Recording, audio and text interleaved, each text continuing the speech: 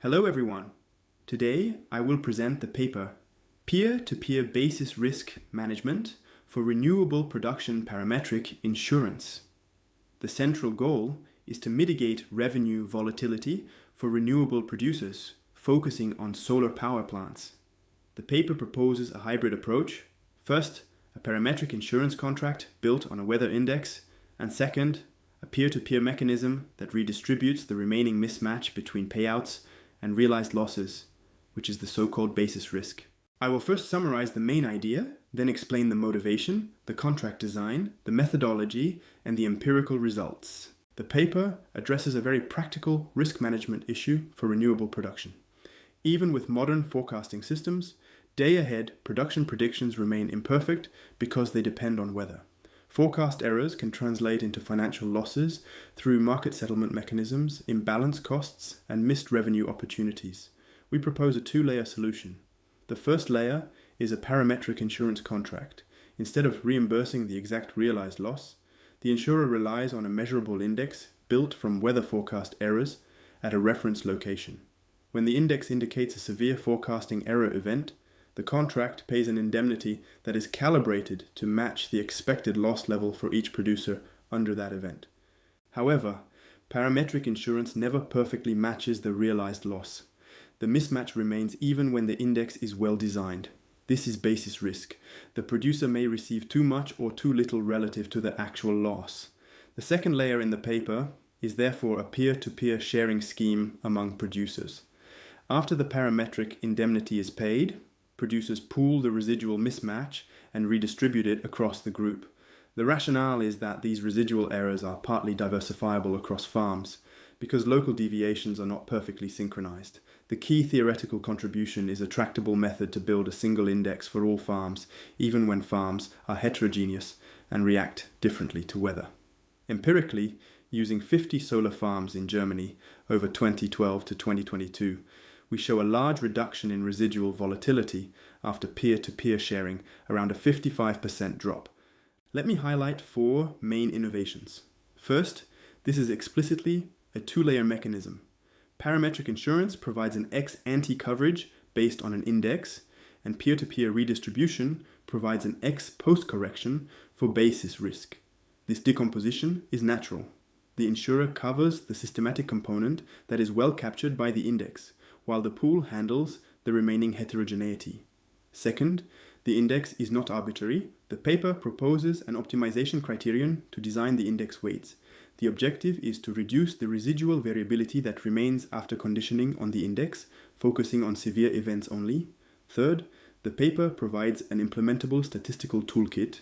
It relies on conditional moment estimation and simulation of weather covariates using dependence models in order to robustly calibrate the contract even with limited tail data.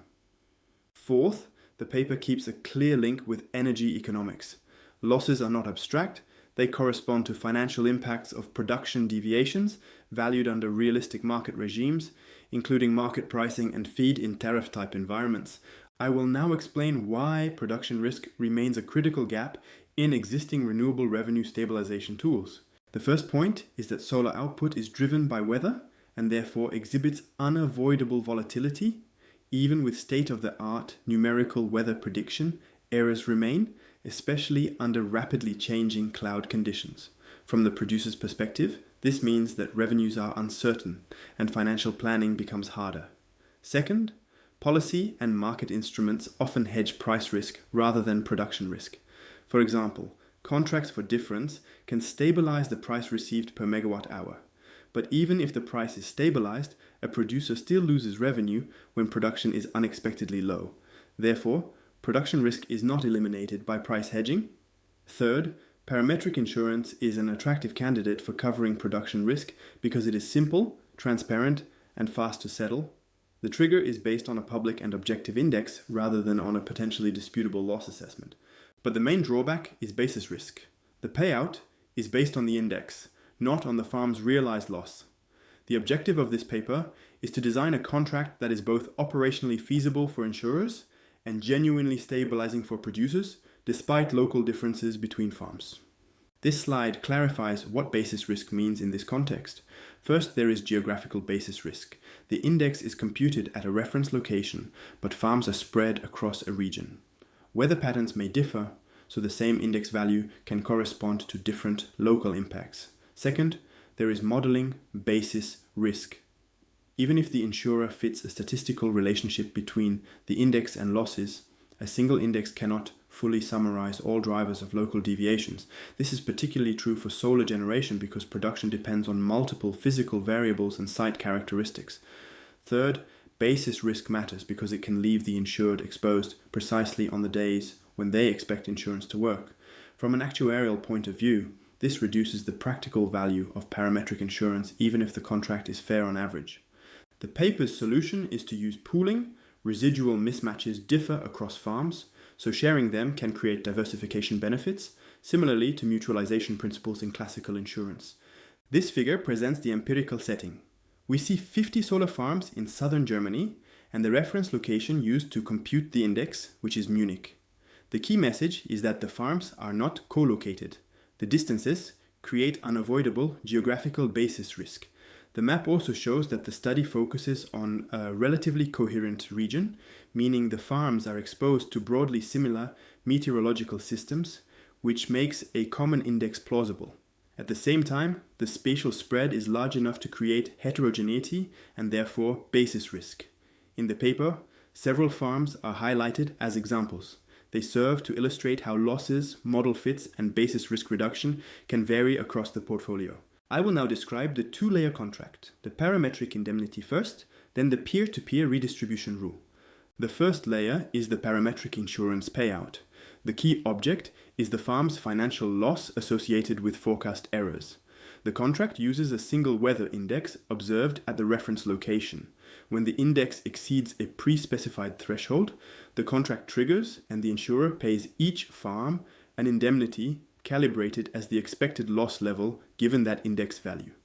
The purpose is to capture the systematic component of forecasting risk that is common across the region. After the indemnity is paid, a residual remains. This residual is the difference between the realized loss and the parametric payout. It represents basis risk, the part of the loss that the index fails to explain. In practice, the threshold is selected so that the product focuses on severe events rather than everyday fluctuations. The paper uses an upper quantile threshold consistent with the idea that insurance targets extreme or costly deviations. The second layer redistributes the residual basis risk among the farms. Conceptually, we take all residual mismatches after the parametric payout, sum them across farms, and then allocate the total back to each participant according to a transparent rule. The paper proposes an allocation that depends on each farm's conditional risk level in the tail. In words, farms that are more volatile under severe index values receive a larger share of the pooled residual, while less volatile farms receive a smaller share. This is a natural actuarial principle. Higher risk exposures should carry a larger portion of the residual. This allocation is not arbitrary. It is derived as an approximation of an ideal conditional fairness concept. In large pools, the proposed weights approximate what one would obtain by allocating residual risk according to conditional expectations. A critical modeling requirement is that the index should explain the common component of risk. If the index is poorly chosen, residuals remain highly correlated across farms and diversification benefits are limited. That is why index design is central in this framework. This slide explains how the index is constructed. The index is a weighted combination of standardized weather covariates observed at the reference location. In the empirical study, the main covariates relate to solar radiation forecast errors, which are the primary drivers of production forecast errors. The paper does not pick weights by intuition only. Instead, it proposes to choose them by solving an optimization problem. The objective is to make the residual basis risk as small as possible, focusing specifically on severe index events where insurance is activated. In other words, the index is chosen so that, once we condition on the index being high, the remaining farm-specific variability is minimized across the portfolio. This aligns with the final goal, stabilizing the residual exposure after the combination of parametric coverage and pooling. The practical difficulty is that each farm has its own sensitivity to weather. Therefore, translating farm-specific models into a common index framework is not immediate. This leads to the heterogeneity issue addressed next. Here, the paper formalizes heterogeneity. Each farm is modeled with its own regression structure, linking losses to the reference covariates. Farms differ because their location, technology, and local microclimate differ. From a statistical standpoint, this means each farm has its own coefficient vector and its own dispersion level. This is realistic but creates a major contract design problem. Insurance requires a single index and a single trigger for all participants, for operational and regulatory reasons. However, if each farm's model naturally uses its own linear score, then conditioning on the common index is not the same thing as conditioning on the farm's own score. So the insurer cannot simply plug farm models into the common index framework. The paper resolves this issue by assuming heterogeneity is moderate. If farms are not too far from one another in terms of sensitivity, then one can approximate the relationship between conditioning on the farm's own score and conditioning on the common index. This is the core theoretical step. This slide contains the main theoretical result. The paper provides a second-order approximation that links the conditional mean loss under each farm's own score to the conditional mean loss under the common index. Rather than reading the full formula, the key point is the following. If a farm's sensitivity vector is close to the common index weights, then the difference between conditioning on the farm's own score and conditioning on the common index can be expanded into correction terms. The first correction term captures the leading effect of heterogeneity. The second correction term captures a curvature effect, improving accuracy when heterogeneity is not negligible. Practically, this result is extremely important. It transforms a theoretically inconvenient object, namely the conditional expected loss given the common index, into an estimable quantity that uses farm-level model outputs plus additional conditional moment corrections. We then estimate the needed correction quantities by combining non-parametric conditional moment estimation with simulated covariate samples generated from a dependence model. This ensures enough information even in the tail where data are scarce. After approximating conditional means, the paper turns to conditional variances because they drive two key components, the index optimization objective and the peer-to-peer sharing weights. The paper shows how the conditional variance of farm losses given the common index can be approximated consistently from the farm-level model by using the corrected conditional mean described in the previous slide. This step matters because the index optimization is explicitly designed to minimize residual variability in the tail. In plain language, the index should be chosen so that among high index days, the unexplained part of losses is as small as possible for the group. Implementing this requires estimating conditional moments and sensitivity terms with respect to the index level. We propose a non-parametric estimation strategy and stabilize it with copula-based simulations, which is particularly useful when the number of tail observations is limited. I will now show how the framework is implemented on a German dataset and quantify the volatility reduction obtained in practice. The empirical study uses 50 large solar farms in Germany with a long observation window from 2012 to 2022. We reconstruct both forecasted and realized production using meteorological datasets. Realized weather conditions are taken from a high-quality reanalysis product, while day-ahead forecasts come from an operational archive. This allows we to compute forecast errors in key weather drivers. To translate weather into power output, the paper uses a physics-based pipeline implemented with PVlib. This step includes irradiance conversion, transposition to the panel plane, temperature effects, and power conversion. The advantage is that it yields consistent production estimates without requiring proprietary plant-level production time series. Finally, losses are defined financially by valuing deviations between forecasted and realized production.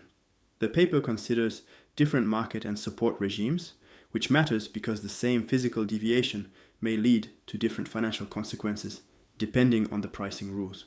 Before fitting models, the paper addresses the strong seasonality in solar production and weather forecast errors. We standardize variables month by month and year by year so that losses and covariates become more comparable across seasons. We then build an initial index score in 2 steps. First, we fit simple regression models using the full sample to capture the average relationship between losses and reference covariates across farms. Second, we derive a preliminary threshold using an upper quantile of that score and retain only the days above the threshold. The purpose is to focus the analysis on severe forecast error days, which correspond to the insurance relevant part of the distribution. This is consistent with risk management practice. We do not want to insure small routine deviations, but large unexpected events. On the filtered tail sample, losses become skewed and heavy-tailed, so the paper moves from Gaussian type models to Tweedy type models. This family is flexible enough to capture strong asymmetry and over-dispersion.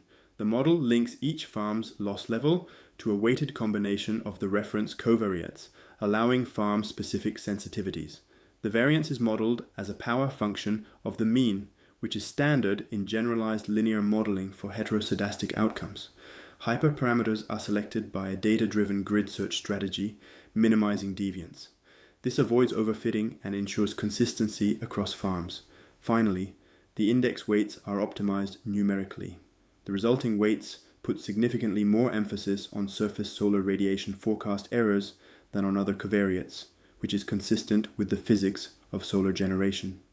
The threshold is then set again by an upper quantile rule on the final optimized index, keeping the interpretation aligned with an insurance attachment point for severe events. This figure summarizes the main quantitative result.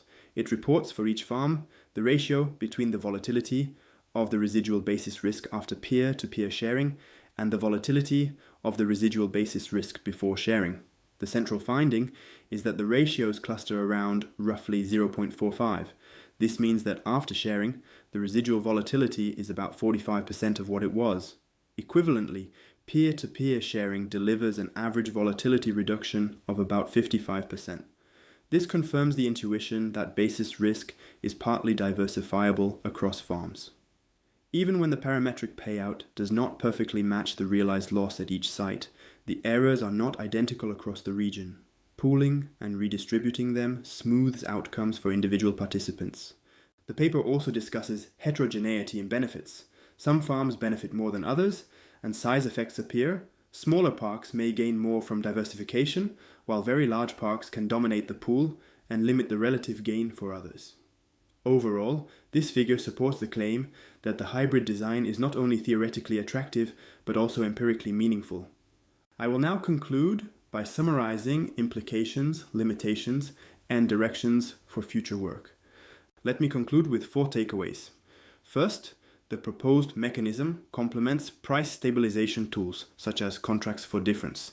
It targets a different risk component, climate-driven production shortfalls and forecast errors that directly impact revenues. Second, the empirical evidence suggests that peer-to-peer pooling is effective, but not uniformly across farms. This implies that real implementations may require carefully designed participation rules, especially to manage concentration effects when some farms are much larger than others. Third, we acknowledge limitations. One is that the study relies on reconstructed production and financial losses rather than actual settlement data. Another is that the approach depends on choosing a reference location and a set of covariates, and these choices can impact basis risk and diversification performance. Fourth, the paper suggests multiple research extensions. A major one is to optimize the reference location itself, and not only the index weights. Another is to extend the framework to other renewable sources such as wind and hydro, and to connect it more broadly to collective index insurance ideas already studied in agricultural risk management. Overall, this paper provides an actuarially coherent, operationally implementable framework combining parametric insurance and mutualization to substantially reduce basis risk in renewable production,